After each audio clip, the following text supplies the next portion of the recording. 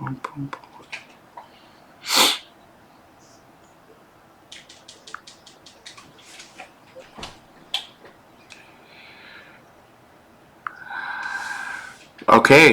what's going on, everyone? This is Zen from Zen World, and I hope you're having a great day. I am just checking the stream, making sure that my face is not like skipping and things of that nature. So yeah, so far, let me just check this out. I'm checking on my phone. I am just checking the stream, making sure that my face is not like skipping. Okay. So it's working. Alright, so first thing we're going to do, everyone, it's been a while since I've done a live stream or made anything relative to like comic books or things of that nature. But one of the things that we're going to do first is we're going to get into Star Wars. So first thing I'm going to do, I'm gonna bring up a picture. And there's a lot of controversy when it comes to Star Wars in general. Hey, Gameology, what's going on? So Star Wars. Okay, let me bring up the picture. There's a lot of hate. Nah, I'm good, bro. How you doing tonight? How's everything? I appreciate you. And Gameology, I appreciate your retro video. So anyone who's watching this video right now, make sure you go check out his channel. He plays a lot of retro games, so it gives you that nostalgia feeling of like when we were younger and we were playing those like awesome old school games. So definitely appreciate you. Love your channel. Yeah. So all right. So I'm bringing up this picture for the Star Wars. So this is the thing. Okay. A lot of people did not like the Star Wars movie. And my question to pretty much everyone is pretty much like what was everyone expecting? I went to the movie with my son. He's behind me playing Dragon Ball Fighters. Wave at the camera, Baki. He's in the background. He's at the background playing. We went to go see the Star Wars movie and we watched it, you know, the previous iterations of it. And I went into the movie with the knowledge of the bad reviews, right? So I already set myself up to say like, okay, this is not going to be such a good movie. But I also went into the movie with the open-mindedness, knowing that, okay, me and my son, we always watch all the Marvel movies. We've been watching all the Star Wars movie, and it's part of our tradition. So we went in there and we watched it. So for me personally, there's a lot of hate, but I enjoyed the movie. We both enjoyed the movie. I was completely immersed in the movie. Were there parts of the movie that could have been strung together a little bit better? Absolutely. Was it a bad movie? Absolutely not. I'm not too sure where all the hate is coming from. I think there was like a high expectation for some grand ending or grand kind of like finale, but for me there was a lot of synchronicity a lot of what's the word I'm looking for? There was a lot of storytelling, right? There was a lot of storytelling, and there was a lot of things that kind of left you asking even more questions. But I think the movie did a really fine job in bringing things together like full circle, right? One of the things in particular is, spoiler alert if you haven't watched it, is who are the parents of Rey, right? And also what's her lineage, right? We get a chance to know that throughout the movie.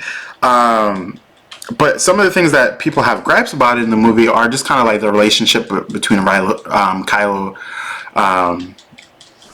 Ren and also Rey and also other characters who are seemingly passed on for the new generation, right? I think in particular, a lot of folks have a hard time with things that are brand new, right? And this is why a lot of movie companies have a hard time with just kind of propelling themselves forward, because they always have to go through yo, what's up, Bake the Snake? So I think a lot of people also have a hard time dealing with companies have a hard time with making brand new ideas for movies because it's hard for a population to like move forward, right? And I think in particular for the Star Wars movie, this is what they're kind of suffering from. Like, I enjoyed the movie, my son enjoyed the movie, but I went in with the open-mindedness that things have to go through the process of change, right? Could the storytelling have been a tad bit better? Yes. Was it bad? It was not bad. It's not what a lot of people are making it seem to be, that it's like a horrible movie, and it's yeah, it wasn't like one of the worst Star Wars movies. I'm really confused by that. Like, a lot of people, there's a lot of people that are like, it's really good, and there's a lot of people who are saying like it's really bad. I have a hard time seeing where the really bad part comes in. But anyway, did I feel, usually I could rate a movie by how it makes me feel, right? Did I go through the process of a nostalgia in the movie? Yes. Was the storytelling good? It wasn't great. Okay, it wasn't great. It was pretty good. So the Star Wars movie, I would say that it was the storytelling was good, but it wasn't great. Were parts chopped up and it was seemingly rushed? Yes. But it was yeah, there were bad parts of the movie. Exactly, Bake the Snake. There were bad parts of the movie, but there were also parts that I really enjoyed. There were parts that almost made me like tear up a little bit too. And when a movie makes me feel immersed, where time is not relevant anymore, where I'm just like, what time is it? That means the movie's pretty good. And it made me and my son feel that way, right? For him, again, it's our tradition to see Star Wars and all the Marvel movies. So we went in there with an open mind, not knowing about. He went in there without knowing about the reviews. I knew about the reviews, but the reviews did not add up to me. It was a really fun movie. I enjoyed it, and if I was to rate the movie out of 10, I would probably give it a 7 out of 10. The cinematography was really good. Let me see, with some good parts. Yeah, there were some good parts. And there were some bad parts, right? But yeah, exactly. But there wasn't a lot of bad parts that made it seem like this was the worst Star Wars movie ever. I personally enjoyed most of the side story movies, kind of like Rogue One. Oh my goodness, Rogue One. I love that movie. I think that was our second movie that we watched before he got into Star Wars. Rogue One was really good. Like even the combination of like K2SO, but I'm getting off, right? But anyway, Rise of Skywalker I enjoyed the movie. I enjoyed the ending. Where's it gonna go from here? I'm not too sure. I think they're just gonna transition right into like really boistering a lot of their funds into the Mandalorian, and also they're probably gonna do some side stories, right? Some more side story movies, and I'm cool with that, right? So again, I would give the movie a 7 out of 10. I would encourage everyone to not really feed into the reviews, not even into my reviews, right? I would encourage you to just go out and enjoy the movie and just be really open-minded to what could be changed, right? We're not going to see all of the old school characters come, and they can't keep trying to do like CGI versions of younger versions because just to please everyone. They can't do that, right? We have to be open-minded to know that there's a new generation of movies, new generation of cast, and that's about it.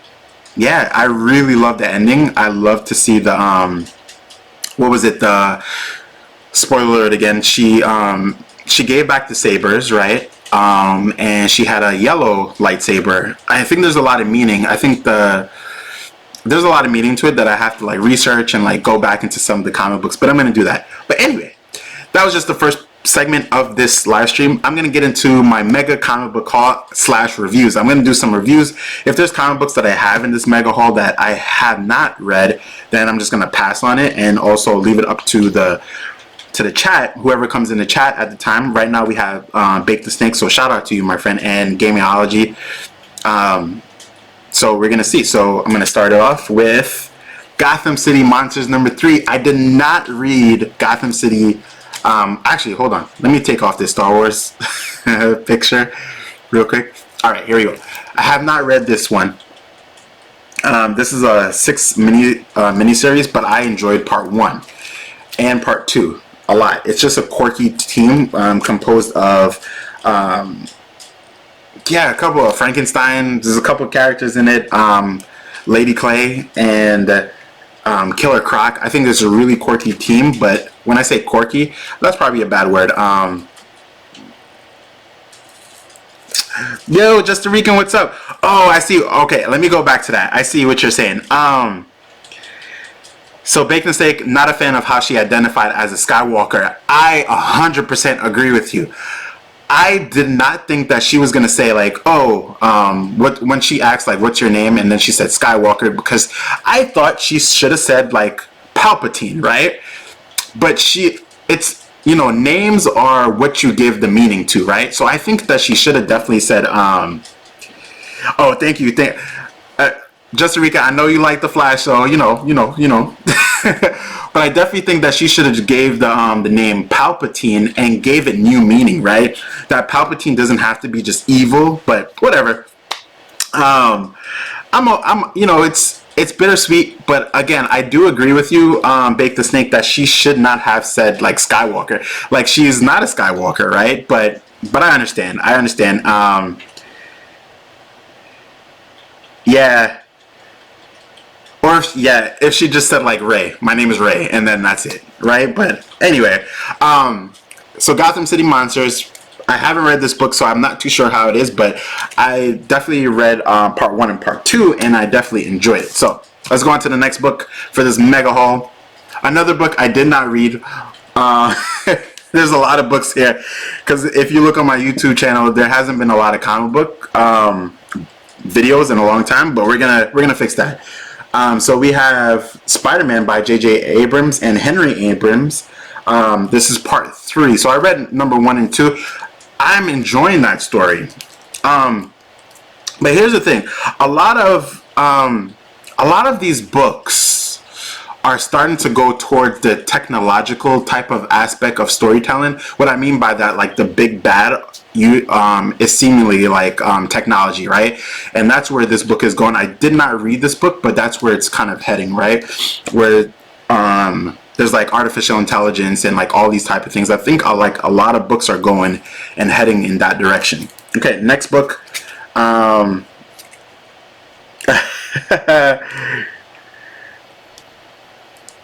Yeah, I love the worn-in versions of the shirt. The ones that are like really crisp, I have a hard time. Like, they look a little bit too crisp. But anyway, usually I use this as like my workout shirt and things like that. Suicide Squad number 1. I didn't read it, so I don't know how to rate it. But I got the cover. Honestly, I'm not gonna lie to you all. I got this for the cover. The cover looked like pretty stellar, so I got it. Okay. Next book. Strike Force number 3. I haven't read this either, but I read part 1 and 2, and I enjoyed that little team of just a couple of characters, right? There's a couple of characters part of this team. One of them is Blade, of course, so it's just really, I like books that have like team ups that you never would really see, but they come together seemingly. So I'm not going to really get into this book because I haven't read it. Marauders. This book is amazing. I'm enjoying all of the Dawn of X books. Some people have their favorites. I would say my least favorite, to be honest, is Excalibur. Am I hating Excalibur? Yeah. Oh yeah. See, you're. That's exactly what I was thinking, Bake the Snake. Justice League Dark is amazing. I know I'm going off. Marauders is good, but Justice League Dark, I'm enjoying it way more than a lot of other books because I feel like Justice League Dark is not getting enough press for how good the storytelling is. Like, I remember reading it in the beginning, and then I took a break from Justice League Dark, and I remember the whole saga about the Upside Down Man, and I felt like I don't want to read anything else because I felt like it was dark, right? It was scary. Not that I was scared, but it was like gloomy and just kind of like really amazing. So anyway, Marauders, check it out. The Marauders team is basically liberating mutants from different islands and just kind of like trying to bring them to Krakoa itself. So we know that there's the Red Queen, which is Kate And Kate is basically Kitty Pryde. We used to know her as Kitty Pryde, but she's, you know, she's a lot older. One of the things that I like about Marauders, I'm going to go back to it, is the way that they display Kitty's powers, right? Back in the day, I just feel like she used to just like phase in and out, like bring people between walls, like, oh, I'm going to get you over there, phase. They're now illustrating her powers in a way that really makes sense. Like, she's a fighter, but at the same time, she'll phase like, she'll phase a whole object into your leg to make sure that you're incapacitated, right? So I think it's really cool. I think it's pretty amazing. Let's go on to the next book. I was linking these together, trying to make set things in order. So this is Marauder, so I was just explaining it. Pretty good. Next, I did not read any of these books, so I'm gonna bring this together, except for, so the Annihilation Scourge. I read this book, and I definitely give this book an 8 out of 10. I enjoyed it because I have never really read a lot of books with Annihilus, even during the first Annihilation, when he came with the Annihilation Wave. I wasn't really introduced to his character. I love the way his pride is. He's kind of like one of those characters who's like, the enemy is coming to fight me so they could die, basically. I think it's really cool. So basically with the Annihilation Scourges, basically there's a big threat. I'm not remembering the names because I'm kind of like ranting a little bit. So basically there's a threat that's coming from the Cancerverse, and if you know the Cancerverse is basically, there is no death in the Cancerverse, but I could have sworn that they kind of reversed that. But anyway, at the end of the day, basically Annihilus goes to the positive zone, which is our realm in the 616, not the negative zone, and he goes to go get help, and the first person he gets help from is Richard Rider. But there seems to be a lot more than just the Cancerverse. The Sentry seems to be a big part of it, so I have to read all of these books to kind of know and understand what's happening. But I have really enjoyed Annihilation Scourge itself, right? And I just picked up today Annihilation Omega, because this is the alpha version, the first book, and then we have Omega. So yeah, so I gotta definitely check that out. Let's see, there's a lot of books here, so get ready, everyone. New Mutants. This is just a good book. New Mutants is kind of like, it's very reminiscent to, like, you know, like teen life, what you see in terms of like mutants who are just trying to go through life. But one of the things that I really like is, and I don't have it here yet, is New Mutants number 4. I'm not going to really get into it because I want to make videos and kind of do a really full in-depth review. So we're just kind of like jamming through a couple of these books. Next is Morbius number 1 and 2. Did not read number 2, but read number 1. And number 1 is really stellar, because it depicts Morbius as just a vampire, right? Who is trying to reverse who he is as a vampire, but at the same time he is definitely like just destroying like enemies. He's like ripping them apart. He's you're kind of getting the inside of like what vampires should be, and not really the way that they're depicted as like back in the day when we used to have like the Twilight and things like that. So like Morbius is definitely not one of those characters who's just like, oh, my emotions, blah blah blah blah blah. He's like, I'm gonna rip your head apart if you're in my way. So it's pretty cool. What's up, Steven? So yeah, that's that. Next couple books I didn't read either, except for Dollhouse. So here we go. We have Dollhouse. This is all from the Hill House comic books, which I'm really enjoying. So I didn't read Dollhouse number 2, but I have Worm 1, and also we have Basket Full of Heads, and I just recently got number 2.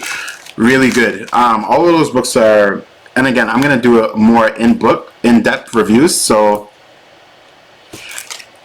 Bake the Snake, I agree with you. That's why I'm doing this mega haul, because I am so behind. So if you see all of these books, most of them I have not read, and some of them I have read, but I want to do videos kind of like reviewing them a little bit later. Yeah, Dollhouse is really good. So I'm excited to read number 2. I might do like a kind of like a marathon read tonight. if it wasn't, if things weren't copyrighted, I would definitely do kind of like a read along type of like video thing, Mr. Rogers kind of thing. But next we have Flash Forward. This was really good. This is when if you're not familiar with the Flash Forward, basically we already know Wally West has done some things in his past that, for lack of better words, kind of put his character in the spotlight of like, is he a good guy? Basically, he ended up killing some people, and he tried to fix the mistake by going forward in time or backward in time and trying to fix things. Right? He wasn't able to do it. But basically, he's trying to go through the process of redemption here. So there's a character named Tempest Fugonaut, and Tempest Fugonaut is kind of like the Watcher of DC, and what he's doing is basically trying to fix the collision of dark energy from the dark multiverse that's kind of like invading a lot of the, for lack of better words, the regular multiverse. And he gets the aid of Wally West. Wally West seems to be the only person who could eradicate all of this. But Wally West, on a psychological level, is also trying to kind of not redeem himself, because he can't really do that. But what he's trying to do is trying to like see if he's worthy of even being a hero. So you kind of get that psychological feel when you go through these books. But anyway, this book is really good because he goes to one of the universes where basically on this world everyone is a vampire, and yeah, he gets help. I did a video on it, one of my earlier videos, so it was pretty good. So check that out if you're interested in just knowing a little bit more. Next book. Oh, this is number 4. Number 4 is really good too. I did read it, but I want to do a video on it, so I'm not going to do the review right here.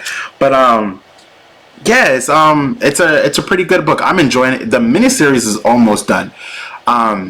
If you read Flash Forward and you read them in conjunction with the Tales from the Dark Multiverse, like things start to like make a little bit of sense to you, right? So yeah, that's that. Missed out on Flash Forward, but look good. Yeah, I would say check it out. Is it one of the best reads that I've ever read? No, but you get a chance to watch Wally go into different universes and see some of the older characters. Like he went to the universe, I think the second book, he went to the universe where they have President Superman, the one that looks like Obama a little bit. And it's pretty cool. It's pretty cool. Yeah. Overall, I would say it's a good book. New Mutants number 2. I'm kind of going backwards a little bit because I have number 4.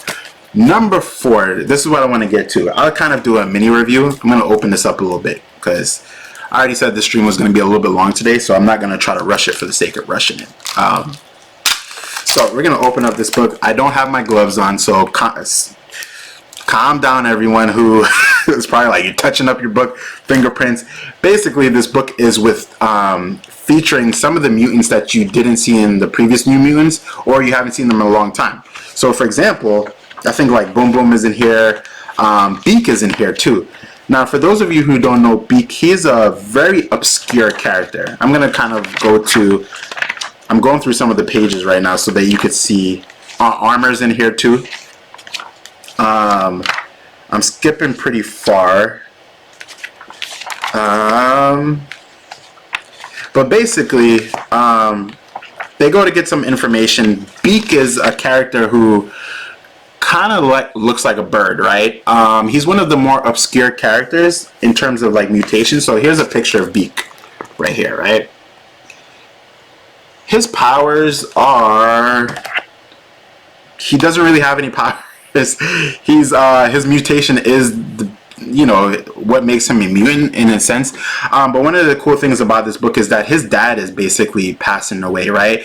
So the New Mutants, or the mutants in this book, basically come to see him, and there's more premise to it, but just to skip around, he's basically like, I can't leave my father's side. So there's a lot of emotion and psychological feel, because when you're reading a lot of the comic books, it makes it seem like a lot of the characters don't go through the smaller events, which are not really smaller events. So like his dad passing away is kind of like one of the bigger events, but for his life, right? And when you're reading this book, you kind of get the feel of the character of himself, and also about the other characters in this book. So I thoroughly enjoyed New Mutants #4, because it isn't one of those books that leads you to like these really big events. It's just like, whoa, he's going through some stuff, right? So, and there's other characters in this book like Boom Boom and all these other characters. So and Armor. So they're obscure characters, but I think again it's time. We're so used to the old characters, we kind of forget like some of these newer characters can I don't know, be a part of the spotlight, and if there's really good storytelling, then they could be something like really great. For example, some people like it and some people don't, but I really enjoyed how Hickman has taken I was about to say Boom Boom again, Moira McTaggart, and changed her into a mutant. Some people don't like that aspect. I really like the aspect that she's one of the characters who can do so much, because she has reincarnation as an ability, and it works so well, right? Side note though, I want to know what you all think about this. The one aspect of Donna X I'm not liking, and in particular for the mainstay X-Men books, I don't really like the aspect of resurrection.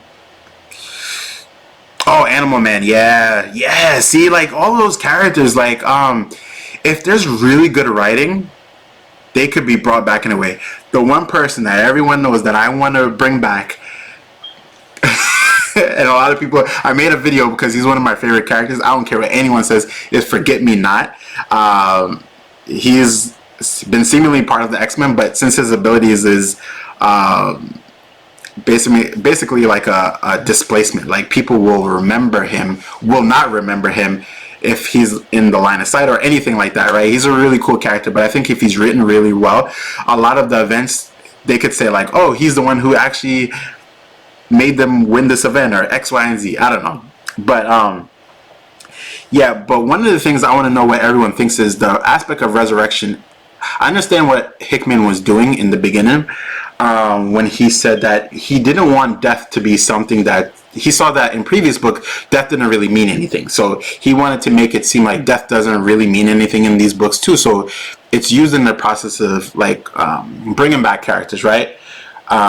Especially during the time where, you know, Scarlet Witch was basically like no more mutants, and also during the whole time period of when all of the mutants were basically being decimated by that fake version, or the sister of Professor X, which is not really a sister because it was just like a parasite that was in the womb during that time. So yeah, that could make a cool movie out of that, kind of like the Sixth Sense type of vibe. Yeah. Lemillion. Oh, listen, this is a comic book video, Steven. So, but anime talk. If you're not watching any anime, definitely check out My Hero Academia. It's really good. All right, next book, Excalibur. I'm not really enjoying these to the highest degree. This is probably my least favorite of the books in the Dawn of X series. Is it bad? No, it's not bad. I'm just eager to see where it's gonna go. So yeah, if you're enjoying Dawn of X when it comes to Excalibur, then more power to you. Am I still reading it? Absolutely. Sometimes the covers get me, especially that variant cover that I just like put up with the Gambit. All right, let me tell you, these books, the King Thor series, the first book I did I do a review on it? Yeah, no, it's My Hero Academia is like really good, like really good. I wanted to do a video like top 10 anime of the year, but I don't know if I have a top 10. I probably have like a top 5 when it comes to anime. But yeah, if you're not reading King Thor, it just ended with number 4. This book was really good. A really good ending to Jason Aaron's run when it comes to the King Thor series. Really good. And if I would definitely give this a 9 out of 10. Probably not a 10 out of 10, but I would give it a 9 out of 10. But it was really good. I enjoyed it to the max. Everything that was put in this book was kind of homage to everything that Jason Aaron has been writing for the last, I want to say, decade. So it was a good ending, right? Yeah, I don't want to spoil too much because I do want to do a review on this book. All right. This book, Doomsday Clock. There's not that much I can say about this book, except it was good. It was great. It ended off really good, and in a way that made me feel like the long wait of waiting like every 3 or 4 months for a book to come out for Doomsday Clock was just really good. Like, I didn't think... Alright, here's the thing. I first was introduced during the whole run. Yeah, I know it took like 2 years to finish. It's wild, but it's set up. It did set up for a lot of things. So here's the thing. Doomsday Clock, I'm definitely going to do a video. There's a lot of videos on YouTube, but I definitely want to do my own take on Doomsday Clock and really put a lot of work into that video because it ended off really well. And spoiler alert if you haven't read it, the whole premise behind Doomsday Clock is the inclusion of the Watchmen, but in particular, really, what has Dr. Manhattan been doing this whole entire time, and how has he compromised or even changed the DC landscape? And he has, but he's also fixed things back, right, by the end of this book. Yeah, no, it would have been better, but I understand why they waited so long, because they wanted, I think they were trying to sync things together, right? So a couple of things. They were trying to sync this book with the DC, the HBO Watchmen show around the same time, so it could get views, popularity. It could be a little bit in sync with each other. The other is they wanted certain big events to end too as well. So there are certain events that are about to end that will now give leeway or openness, right, for lack of better words, into what's going to happen. I don't want to spoil too much, but the ending was really good. Everyone thought it was just going to be an end fight between Superman and Dr. Manhattan. Not the case at all. And you would think and say, like, I was looking forward to that, but the ending was really good. Yeah, it was really good. And what happens with Dr. Manhattan is really good too, because it lends itself to a new beginnings, right? So yeah, I'm gonna do a video on this book, kind of like a rundown, like my old rundown videos. And yeah, if you definitely want to see me do a rundown on this, definitely let me know in the chat or in the comments, anything when you're watching this video, because I definitely want to do it. All right. This book has a lot of controversy too, and I have not read it, but I got it because of the controversy, and it is American Jesus. Some of the covers for this book, the alternate covers for this book, are also controversial as well, but I'm very open-minded, so when it comes to comic books or anything for that matter, so I definitely want to check it out, right? Did you read American Jesus Bake the Snake? And if you did, how did you like it? I pre-ordered that months ago. Yeah. Okay, you haven't read it yet. Okay. No. Listen, I have a ton of books that obviously I just showed you all, and I haven't read them at all, so it's okay. All right, time to go on to the next book.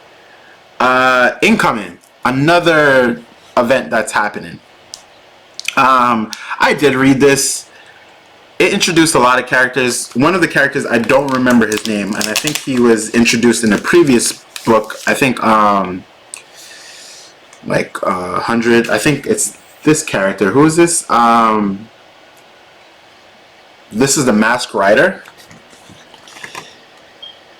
He was introduced into, he wasn't introduced, but a big premise was his beginnings, and then basically with this whole entire book is there's someone basically died, and he's on the scene for what happened, but he kind of passes the torch on to Daredevil and Electro, he's not Daredevil in the book. I think he's Matt Murdock, and I haven't been reading the Daredevil book, so I don't really know what's happening. But one of the things is that there's this big event that's happening, and different teams that are being formed. One of the ones that I'm really excited for is the Blue Marvel team. Adam Bashir as the Blue Marvel. I love his character, but I feel like they don't know what to do with him anymore. So hopefully they do in 2020. So that's my slogan. All right, next is Spider-Ham. This is just a fun book. It's not really like a book that I'm taking seriously. One of the things for this book, and I could do a quick rundown on it, I would definitely give it a 6 out of 10. One of the things is that we get the introduction for Peter Porker, which is Spider-Ham, and his inclusion into the basically what he does. It's not an inclusion for anything, but basically he's in his world, which is an anthropomorphic universe where everyone is basically like animals and things like that. There are like animal versions of like Thor and Captain America and all of those characters. And one of the things that he's in his world, where we see him, he's bored. And the reason why he's bored is because he's already been on like interdimensional type of missions with the rest of the Spider team, right? All the different Spider-Men from the different universe, and he's in his universe, and he's basically like, yeah.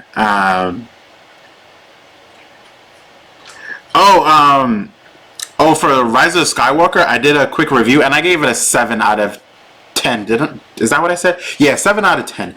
Like we were discussing, for Rise of Skywalker, we were basically just saying that there was highs and there was lows, but definitely not enough lows that warranted to be like a really bad movie, right? That a lot of people are making it. 1, 2, 3, 4. What did you give it? I'm interested. What did you give Rise of Skywalker? I'm really interested to see like everyone's take on it.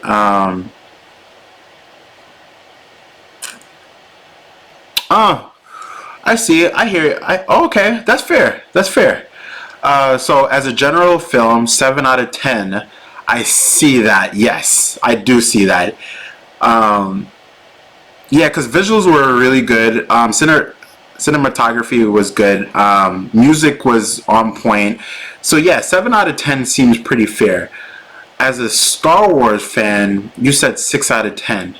I would still give it out of 7, but I respect and hear your opinion 100%. Because I could see where a 6 would come in. There are a lot of connectors that were either rushed or not fully developed in Rise of Skywalker that could have been done a whole lot better, right? One of the things, going back to the Star Wars Rise of Skywalker, I even think that the whole developmental scene between Kylo Ren becoming, for lack of better words, good again happened way too fast, right? Like his dad. Yes. So okay. All right. Now let's pause on the comic books and let's get back into this a little bit, because now, yeah, we're definitely all on the same page. Because we were definitely saying that earlier.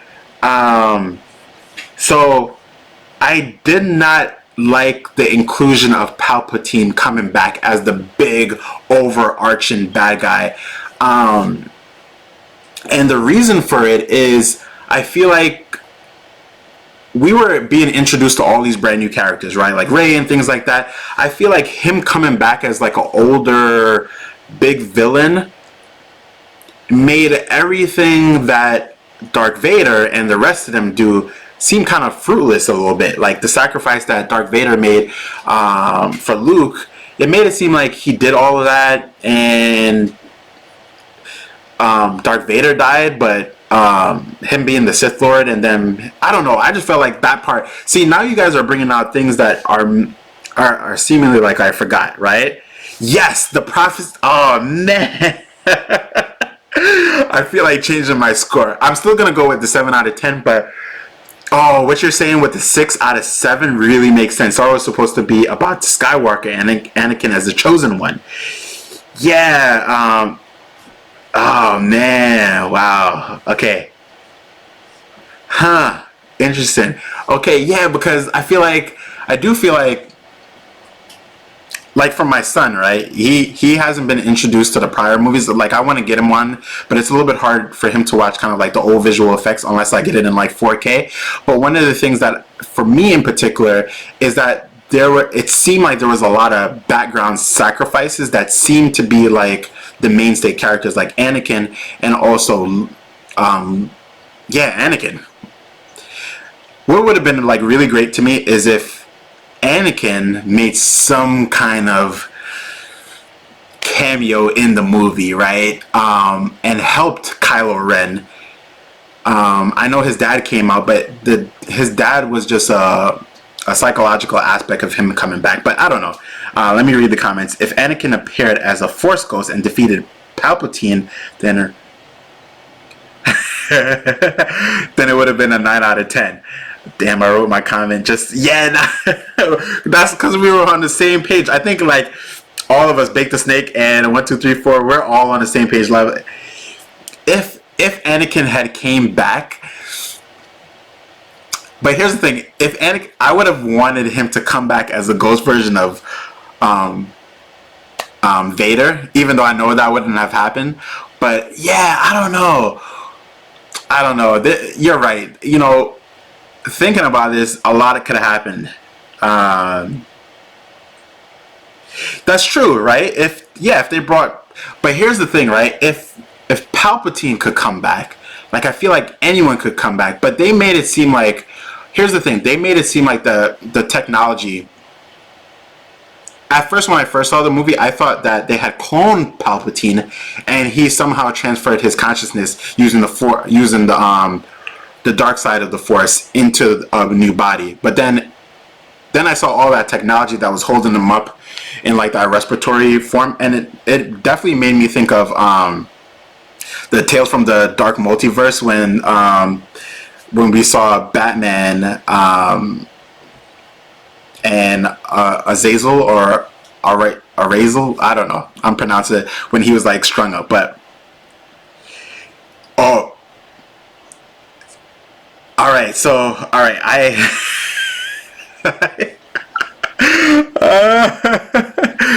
I agree with you guys so much. Oh man, I'm reading the comments, but here we go. So the Force powers jumped way too far, too fast, especially the whole aspect of the healing. Because here's the thing because by the end of oh man, hold on, I gotta pause. So I gotta bring my phone a little bit closer so I can read the comments, because this is getting like, I thought it was pretty cool that we hear Palpatine in the marketing leading the world speculate. The opening crawl said the same thing happened in Universal Awesome. Okay, I see.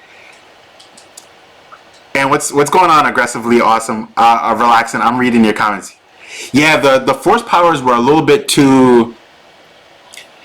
Like, I remember watching all the shows, and the shows really boistered, kind of like what's the name of that show that was on Cartoon Network, and they used I think the max of where they should have just shown. We've seen, honestly, if you read like the books and like all the old like stories about like the Force powers, yes, the Force powers could have went to that point and level, but here's the thing, they have never showed that progression so fast, right? It was like, oh, I can move a rock, and it's like, oh, I'm gonna move a whole entire ship. And then I think the end with Palpatine using his lightning force, and it was like covering like the whole entire like sky. But here's the thing, it didn't really do that much, right? It just malfunctioned all of the, I don't know. I'm ranting now, but I feel like the Force powers were used a little bit too, they boistered the powers way too much. Yes, I am okay with the slight healing too, but when someone is like almost basically dead and they bring them back from the dead, that's like a little bit too much, because here's the thing. How come no one else did it? How come it's only how come only those two were able to use it, and how come Kylo was able to use it right at the end, right? Like he was immersed in the dark side, right, of the Force. So how can he just like quickly shift and be like, oh, I'm enlightened now, so now I could basically give you life? What?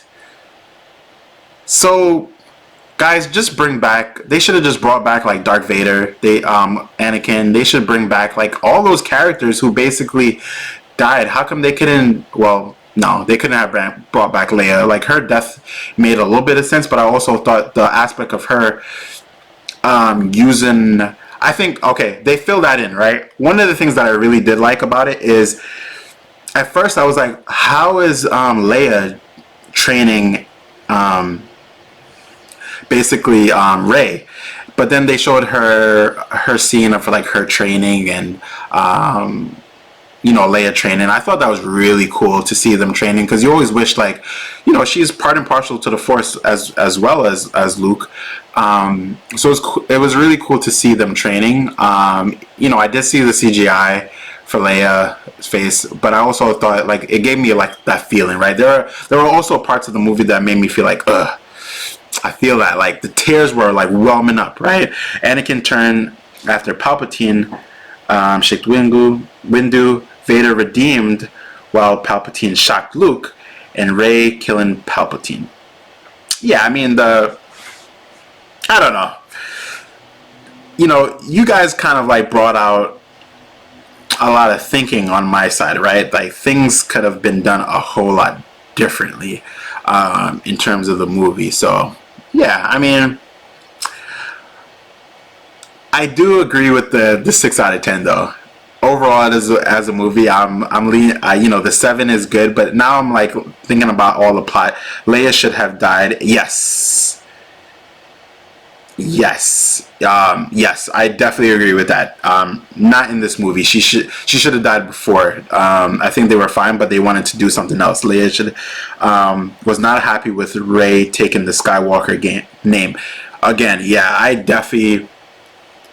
I knew that was going to happen when she saw the silhouettes and the ghost of Luke and Leia. I knew she was going to say it before, but I was hoping that she wasn't going to say SKyWalker. Yeah. It was a perfect way to write her out, since she had died in real life. Yeah. Yeah, but the scene when she was like off in space, how else is Rey supposed to take over the very profitable moisture farm? Calling herself SKyWalker helps her in the small claims. In the end, Palpatine was the saviors. Alright, so here's the thing with that end scene. Like, if she had killed Palpatine, was he going to transfer his consciousness into her body? Because that's the way it made it seem. Like, oh, he was like, oh, kill me. So I just want clarification. Was that what was happening? Was he going to transfer his consciousness into her body? How is moisture farm still there? Didn't the Empire burn it down? I don't know. You guys are bringing a lot of plot holes into this. Not plot holes, but like just a lot of questions that should have been answered but were not answered in the movie itself. So I don't know. Yeah, I mean, I don't know. Oh man, now I feel like going back and watching a couple of these movies. But you know what I do hope happens? I hope some of these comic books that are coming out lend itself to like more explanation. I'm a big fan of that. Like, there are some movies that came out and I'm like, whoa. You said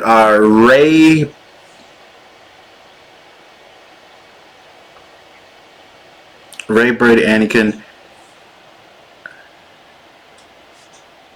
That's true. How did Rey die? Nothing touched her. Wait.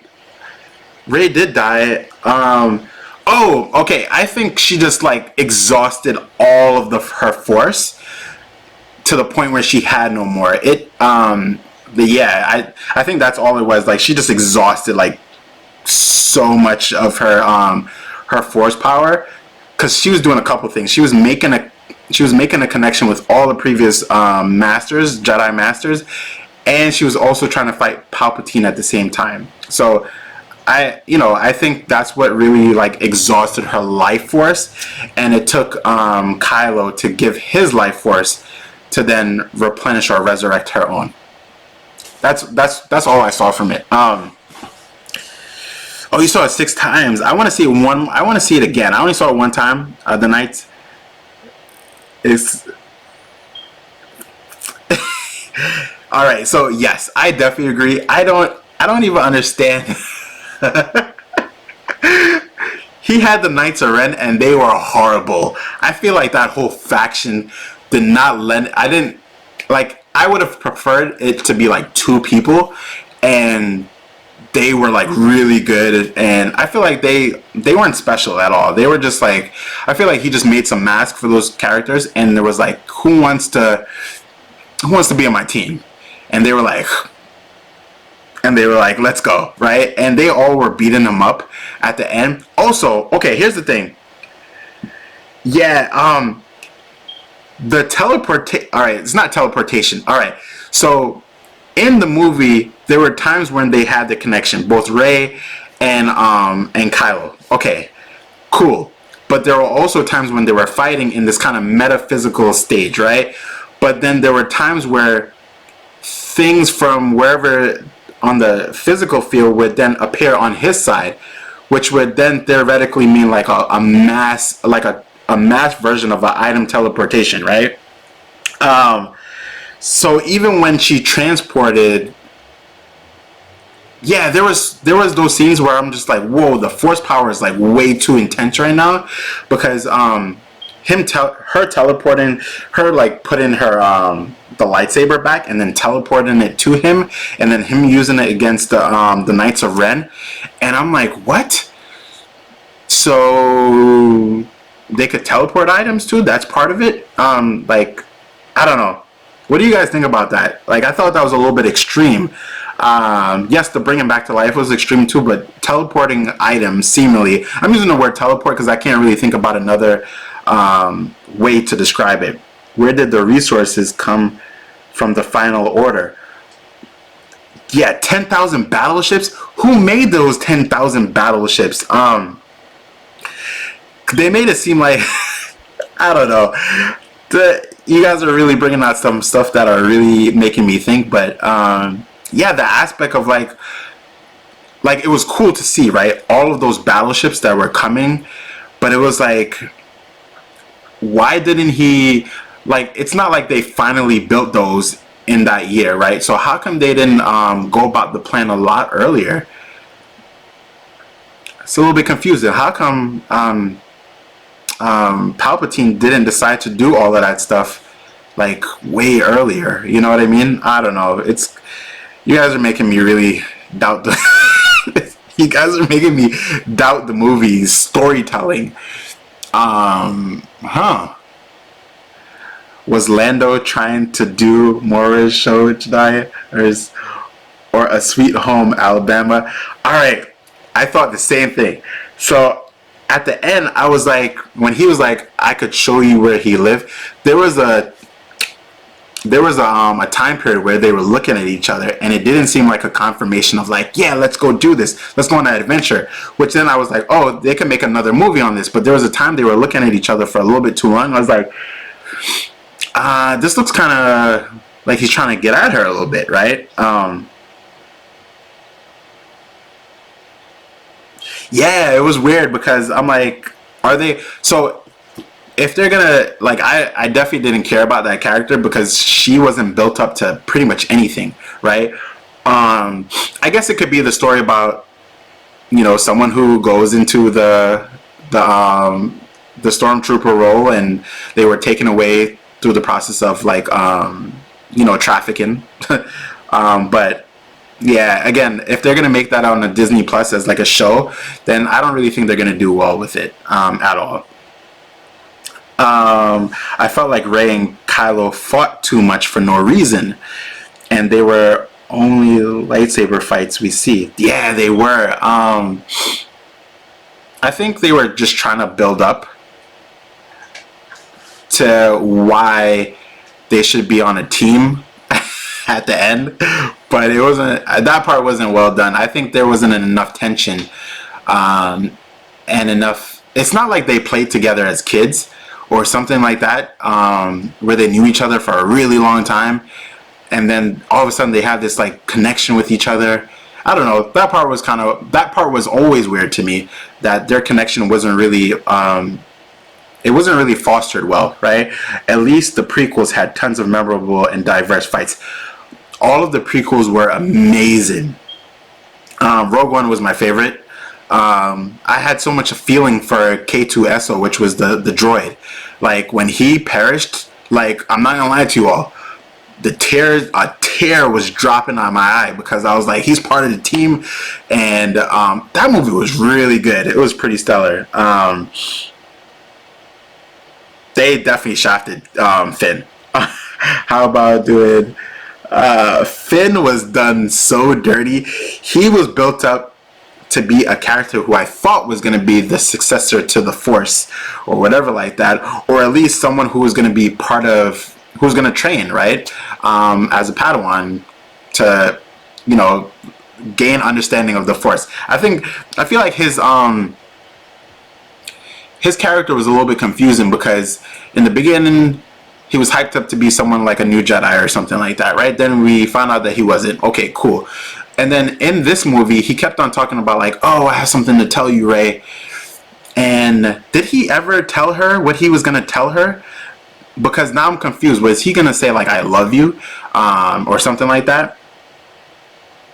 Force and Finn revealed, but yeah, they could have done a lot. Oh, sorry about that. Yeah, I feel like Rey was not done. I mean, Finn was not done well. No, they just killed it and stopped. Yeah. Yeah. I think it would have been alright if they were like, Snoke turned out to be a clone. Yeah, I couldn't remember his name. That's why I didn't say it. I didn't mention it earlier. When they showed that Palpatine had just basically made a whole bunch of Snoke clones,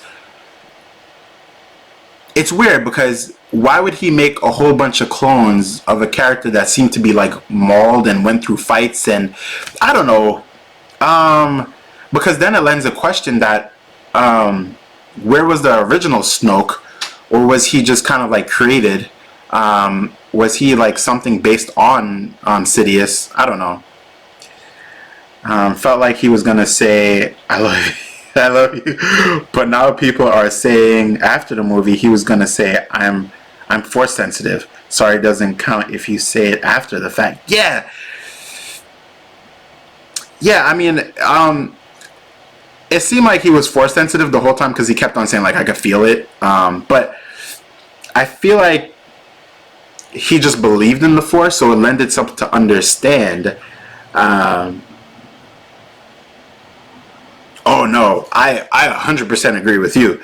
I don't think the way that they were fighting, it doesn't. Yes, they were like controlling and like pulling down ships and things like that, but the intensity of their fight, just their understanding, doesn't seem like they would.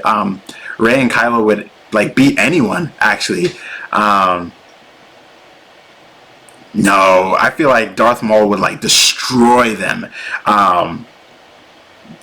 Yeah, I noticed that too. Kylo, the way his like body work was, I feel like there was only one scene where he did some kind of like slide thing, was like pretty cool, but I don't know why they couldn't make the choreography a lot better.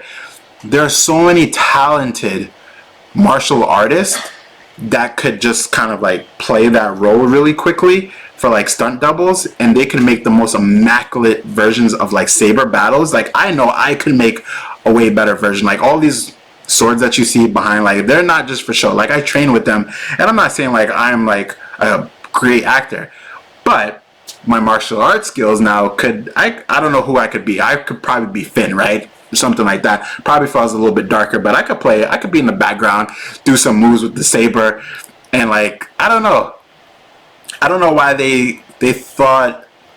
I feel like at this point, and here's the thing, right? I think at this point, where everyone else is with the Force, the new generation should have some kind of better Force sensitivity and understanding, and also train a lot. Like I don't know. I feel like it was a downgrade in terms of like fighting ability, right? Or lightsaber ability. So I don't know.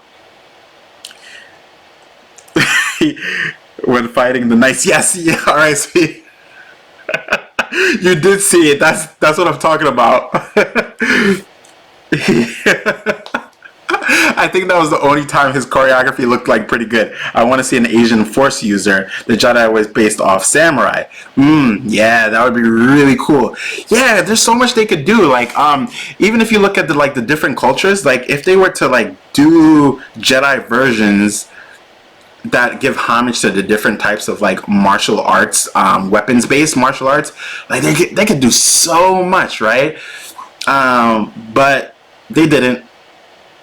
But one thing that I really love, yeah. So if I feel bad that I don't remember his name in Rogue One, because he was, I guess, Force sensitive and he was blind, right? And I felt like someone should have just said like, "I will train you," and he would have been like a Jedi with a Force to be reckoned with, right? So just so you guys know, I'm gonna look this up real quick. There is a fan made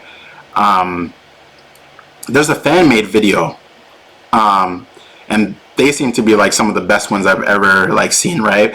There's a fan made Star Wars film, and it came out about 2 years ago, but it's about this Force user basically who is blind, and she blinds herself by the aspect of trying to utilize a lightsaber, and she goes into the cave and basically she blinds herself that way. But one of the things, it's called Hoshino. It's a Star Wars fan film. Like, you guys should definitely check that out. It's like really stellar. It's amazing. Yeah, but anyway, yeah, Hoshino. It's really good. It's like 7 minutes. Have you ever seen the short anime of the TIE Fighters? No, I haven't. Imagine if Luke was still alive and he fought Palpatine. He would destroy him, because Palpatine wasn't really doing anything that's so extravagant. The only thing he did was, I guess, absorb all of her life force and then do that mass lightning, dark force lightning technique, for lack of better words, that he was doing. Like, I felt like that was about it. Like, he was hooked up to a machine. He could not move. His mobility is not like that machine was moving him really fast. So, yeah, I don't know. It was super dope Star Wars anime. I just wish it was longer. Yeah, that's the same way I feel about that other Star Wars basically fan film. I wish it was longer, but it was short and sweet, and it's one of those like come on, like, you know, Hollywood, they could have made some really memorable characters, but they chose not to. But I don't know. I'm not a better writer, but I feel like I could have gave them some suggestions that would like change the whole landscape of like the movie, right? Music was on point. The music is always on point to me. I thoroughly enjoy the music, but one of the things that I think that could have happened better, choreography. Now that I'm reading all of your comments, I'm like, yeah, that they could have just done a whole lot better, right? Imagine if Palpatine resurrected ancient Sith like Revan. I wish, but I feel like Revan would have probably like just like killed Palpatine. Would he have? Yeah, he would have. He would have destroyed him. I feel like all of the ancient Sith lords are a little bit too OP for this current generation. Yeah, they're like, yeah, Palpatine, I mean, man, Revan, oh man. And I was only introduced, like, I had to go read about him, like, because people were talking on like different forums and comments about him, like how Like, if he was in this current generation timeline, oh man, like, he's like a true, like, there are so many ancient Sith that like are real villains. Like, I feel like Palpatine is just like a little puppet, like just like hovering around the place, who is just using his like electricity basically, and is like, I'm gonna electrocute you, and then that's about it, right? I don't know, but let me see. I didn't finish all the comic books, but here we go. Doctor Strange, because I'm enjoying this conversation about the Star Wars. It's like really, really good. I'm actually gonna pick up sometime this week some of these Star Wars comic books. There's like the Rise of Kylo Ren, and the only reason why I'm reading it is because I want to know if there's background information that kind of fills in some of these plot holes or plot craters, right? Oh yeah. See, I would love to see that. Like, if they did one on the Old Republic, and like kind of like the origins of like the Sith, the origins of the Jedi, and also the understanding of the different types of like Jedi, right? Because I'm not too familiar, but I think there's a whole sect that utilizes the yellow lightsaber, right?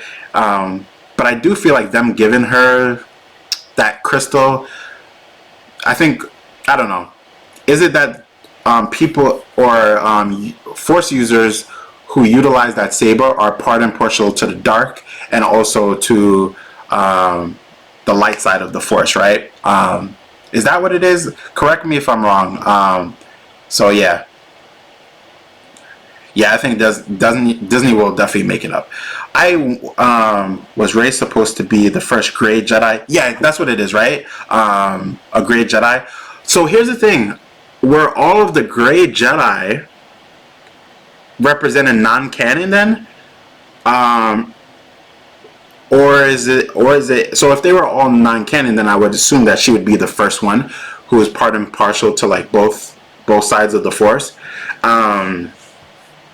I don't know, because then I have another question after it. I want to see that. I just want to see what you guys think about that in terms of because I'm not too familiar when things are canon, or like there was a time where like everything was canon and then they're not canon. Jedi guards is what I think when you mean they're the same thing. Okay, the guards, right.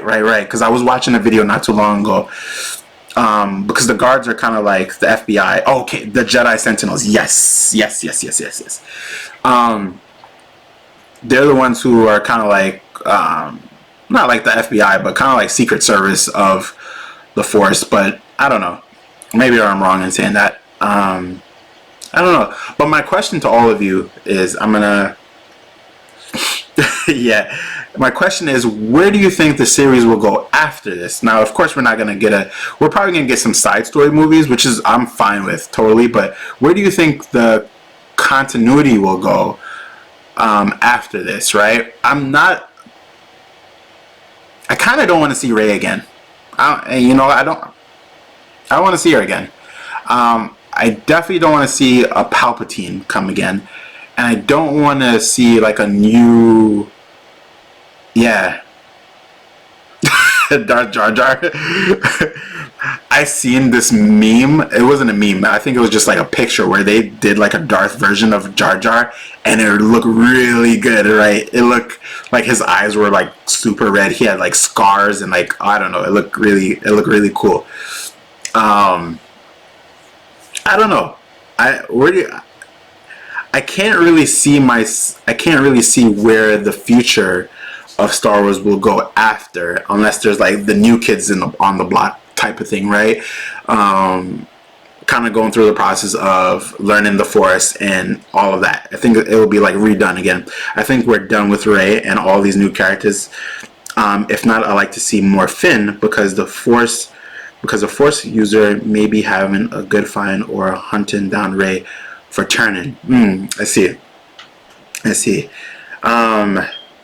Yeah, I don't know. I feel like there will be a spin-off about pod racers and racing. Oh man, I would not enjoy that. Me personally, I would not enjoy some pod racing like spinoff. It might be cool, but for me, not so much. I need to see. I don't know. I would love to see kind of like because the way they're making it seem like that there won't be any more Sith, right? Which can't be true, right? Because if there's different people who have different feelings and emotions that cling on to different versions of the Force, there will always be someone who wants to grasp the dark side based on revenge, hatred, and all these different feelings, right? We have never seen an army of Sith go against an army of Jedi. Yeah, that would be really cool. And it would lend itself to kind of like some Avengers type Endgame type of thing, which I think would be amazing, right? Yeah, because I feel like didn't the Old Republic, they had some kind of like mass war, right, between the Jedi and the Sith, so they could pull it off. I think that's a really good idea to have like another trilogy, but it's based on the Old Republic, right? And then we could get some real villains, some real Sith lords. Well, they're always supposed to be. Oh, there were always supposed to be 2 Sith at a time, right? I don't know. I didn't know that. That was the only one after Darth Bane. Oh wow, I didn't know that. Thank you for enlightening. I didn't know that. That there's only 2 at a time, so it could be done before him. I see. The rule of 2. Okay, I have heard it. But I kind of just like blanked it out of my head. That's okay. That's pretty cool. That's pretty cool. All right. All right. So, yes, Darth Bane made. Oh, okay. All right. Oh man, I gotta get some like really good novels, and they don't have to have like not the graphic novels, like just like books, right? Where I could just read a lot of the lore and just understanding of. Because if it's my understanding that all of the powers, all of the Force powers that are used in the movie were represented in some kind of fashion throughout the canon, right? In some type of form or fashion, but I don't know which ones. I hear cool things about Darth Bane. This shall be my next read or for audiobook. That sounds cool. Yeah, definitely. Okay. Yeah, yeah, I think I should do that too. That's a good idea. I should probably do it like an audiobook and just kind of like do some like Sith meditation in the background and getting ready for 2020, right? No BS or anything like that. Baby Yoda. No, Baby Yoda is gonna grow up to be Yoda. Wait, is that? I didn't watch The Mandalorian, and I will. I didn't get the Disney streaming service, and the reason why I didn't get the Disney streaming service is because I'm waiting for next year, when all the stuff. Did you see Baby Yoda face when he was choking that girl? No, I didn't see it because I didn't even watch the series, but I don't mind spoilers. So you guys could definitely like spoil it. I wouldn't mind because I still have to experience it. But yeah. I heard The Mandalorian is really good, and everyone's basically saying like, why watch that when you could just invest in The Mandalorian, since it's a way better series than Rise of the Skywalker. So I don't know. Anyway, I'm gonna not jump off of here yet. I did say this was gonna be a long stream, and I'm thoroughly enjoying these conversations. I think get the free trial. Yeah, I was okay. Alright, I think I'm going to do that. Because I'm enjoying it. I heard, not I'm enjoying it, but I heard really great things about it, and I want to expose my son to a lot of really cool old school shows. Before I end the stream, which will probably be in 20 minutes, my pickups in comic books, because I want to get back to the Star Wars. I'm just going to show these real quick for all my comic book lovers. Metal Men #3, Annihilation Scourge. So early in the stream I was talking about all the Annihilation, so I did pick them up. I got, this is an old, this came out, and I know the story already. I read it online, which was Teen Titans, The Judas Contract. I did get this. I don't know how you guys feel about The Dark Knight's Returns. Frank Miller and Raphael Grandpa. It's pretty good. And also, the book that I really went to my comic book store is Far Sector. I'm thoroughly enjoying this book. Like, it's a new take on a Green Lantern, and I just think it's more detective work, so I think it's pretty cool. Do I prefer Marvel or DC? I prefer Marvel, but I love DC as well. It's really hard because it's kind of like with the seasons, like what story is really good. Like, for example, I really enjoyed what's the name of the story? I really enjoyed Deceased. I couldn't even remember. I really enjoyed Deceased. That whole story was just like it was stellar. It was like really good. I enjoy Marvel, and I think I cling to Marvel more. It's weird. I cling to Marvel a little bit more just because I grew up on like the X-Men shows.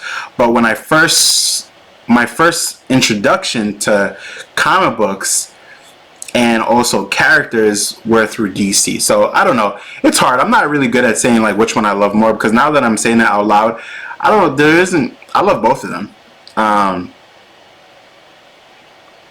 Yeah, I really like both of them. Question for everyone in the comment section: who's your favorite superhero? And I'll say mine. Mine is going to be a little bit obscure for some people. I have two favorite superheroes, and I'll explain why. DC, I love the Trinity, of course, but now I'm open to more stories. Yeah, now I hear you. But yeah, who's everyone's favorite superhero? Okay, Batman. Okay, and I think Steven joined the chat again. He said Batman as well. What about you, Bake the Snake? Who's your person? Spider-Man and Flash. Okay. Growing up, alright, side story. Growing up, my favorite character was the Flash, and it was because I used to run like track and field, and I always imagined myself being like the fastest runner. So that was a character that I really clung to. Clinged to. But as I started to watch X-Men, there was a character that I thought wasn't overly powered, but he would always lead the team, right? So I always believed myself to be a person of kind of like that Boy Scout, of doing the right thing, treating everyone the right way. And it goes to Cyclops of the X-Men. Now, a lot of people are like, Cyclops? I don't know. Cyclops always seemed to be a character who represented a lot of things that I wanted to be older, like a leader.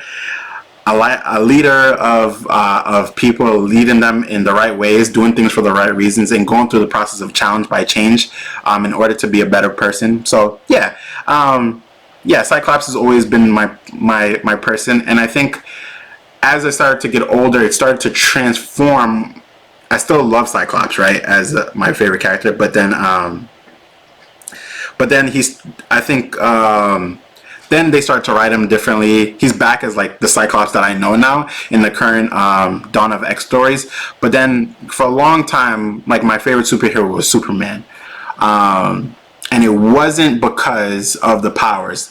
And I think a lot of you will understand the reason why I said Cyclops earlier. It's for what he represents as a character, for always doing the right things for the right reasons.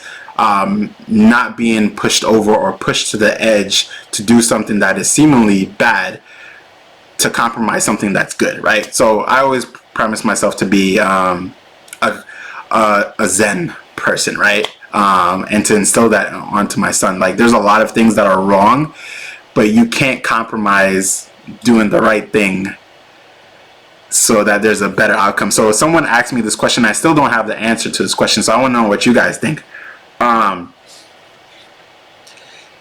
If you had the option of saving the whole entire world,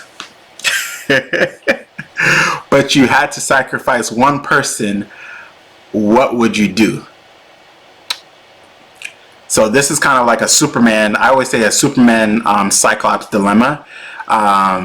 Like true heroism would dictate that you do something, right? But there's no, I'm gonna tell you right now, there's no wrong answer either. Because my answer, I don't know if it's right, but I'm just asking this question because I want to see everyone's understanding, because it's always the premise.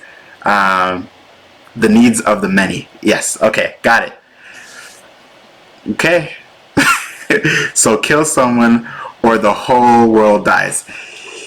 Basically, I mean, it's like it's like that understanding. I think there's like a question like that, right? There's someone on the railroad. You could save them, but if you change the direction, basically that person will live, but everyone on will. Well, it's not the same. That one is a little bit different, but I don't know. Bye bye, Bob, an accountant. Yeah. I hear you. The aspect of like sacrificing one for another is pretty extreme for me. Push a fat guy to stop a train and save lives. I don't know. Like I don't actually have an answer. I don't really have an answer, but I always ask that question to people because I feel like it increases my understanding of, I don't know, just being a better person. I don't know. And I don't know if earlier I said that like my answer might be right or wrong. But I think I go through the aspect of thinking there has to be a third way, right? There has to be another way. See, that's where I was leading to. Sacrifice yourself instead of killing the many. People die needlessly every second, so it's worth it. I don't know. I hear you. 1, 2, 3, 4. I hear you. I don't know. All I'm gonna say is that I hear you. Anytime you hear me say I hear you is because I really understand your point of view. Take this chip and eat it. Death Note reference. Yeah, I hear you. That is kind of a Death Note kind of thing, right? Death Note is a really good anime, by the way. Watch it. It's really good. Oh, man. Anyway, before we get to a philosophical, because I could get very philosophical, but I think that calls for another stream. We should call it the hero complex, right? Save one or the many. What do you guys think about that? Would you be interested in doing like a live stream discussion on that? The one or the many? I gotta someone write that down because I feel like I'm gonna forget it. The hero complex, saving the one or the many. I don't know.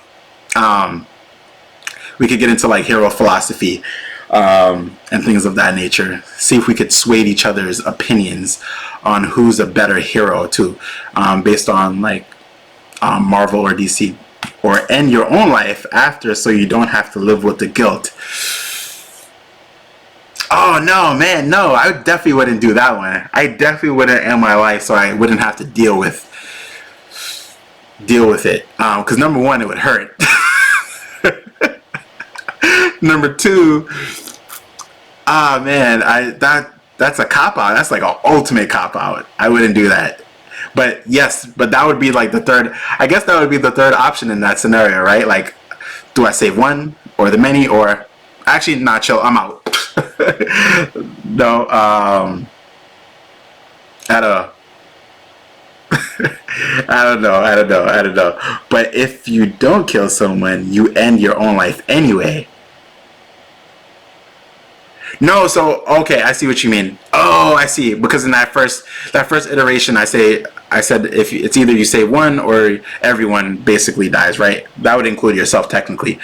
I guess in the train one, you would still live, but you would either save one person or you would save the many. I don't know. I don't know. I think I'm gonna do a stream tomorrow around this time, probably about 7. I don't know, 7 too early though. I don't know. Would you guys be willing to join another stream of this magnitude and awesomeness, because it's only as awesome as you guys are there. So honestly, probably do a stream about, I think we've been running this stream for about an hour. Shout out to Martha and Save the World.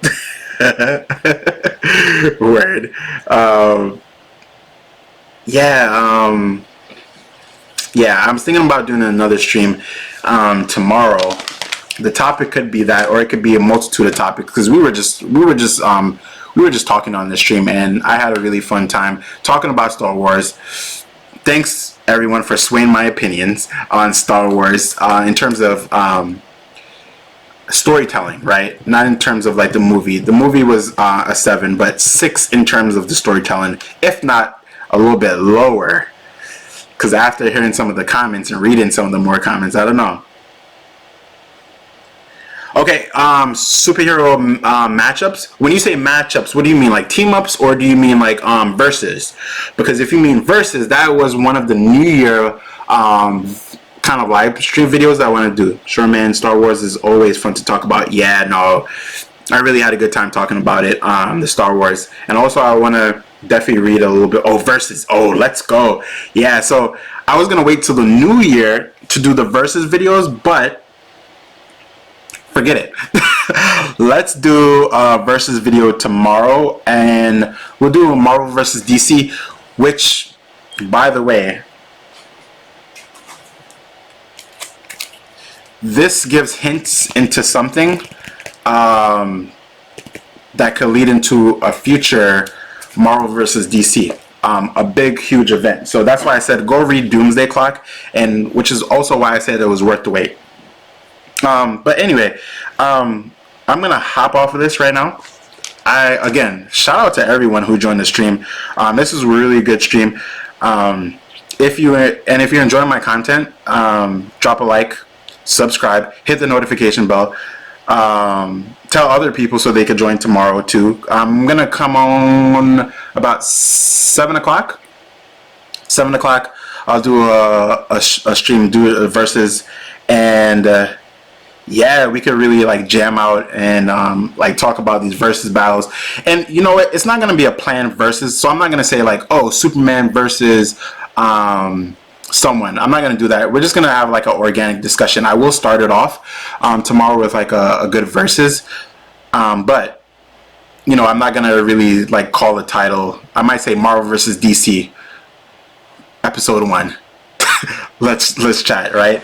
But anyway, everyone have a wonderful night. Again, thanks for the comments and the discussion, and I'll catch you all later tomorrow for the DC versus Marvel. Wait, hold on. Freeze. I always do this. I don't want to do just DC versus Marvel. Let's just, let's do this. Let's call it DC versus Marvel for now, and if we go into like if we go into Image and things like that, because that could like bring out Spawn and like a whole bunch of other characters. But anyway, let's do that. I'll see you all tomorrow, 7 o'clock. Hit the notification bell so that you know when I'm doing the live stream. All right, everyone.